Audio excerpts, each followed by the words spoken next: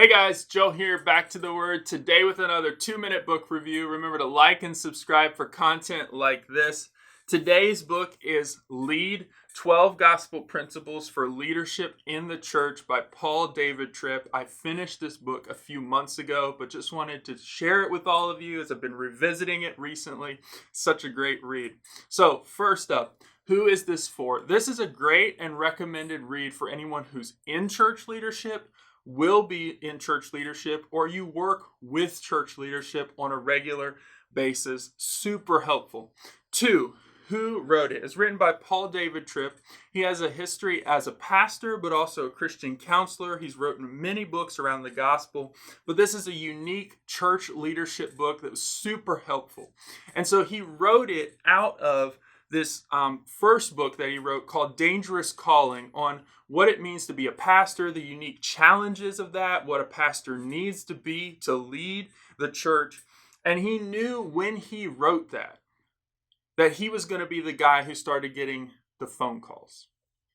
When a church was in trouble, when things were a mess, when a pastor left, when they failed morally, he was going to get the call. And this book is birthed out of what he started to see as a trend. That not only was a man of God failing, which they were responsible for and had done, but he said behind that failed man of God was a church leadership structure that had failed them.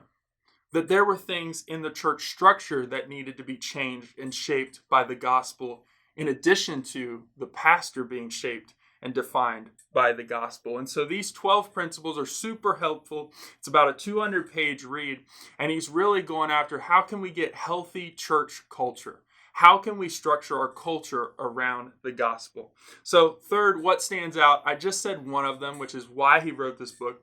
But also what stands out for me as I read through this book is he talks extensively about we've started to go all over as a church. We've gone after pastors and leaders that we want that are not exactly biblically based. We've gone after men who are independent, self-starters, get it done, heroic, bold. We want to champion them. And that pastor, that motto is not really the first priority things God's worried about. The gospel and God are going after pastors who are character-based, who are humble, who are dependent on the Lord. And so we need the gospel to infiltrate not only our pastors as participants of God's grace, but also our church leadership structure. And this book, which has 12 principles, I'm going to link a playlist with all those principles in the description for this video so you can check those out individually.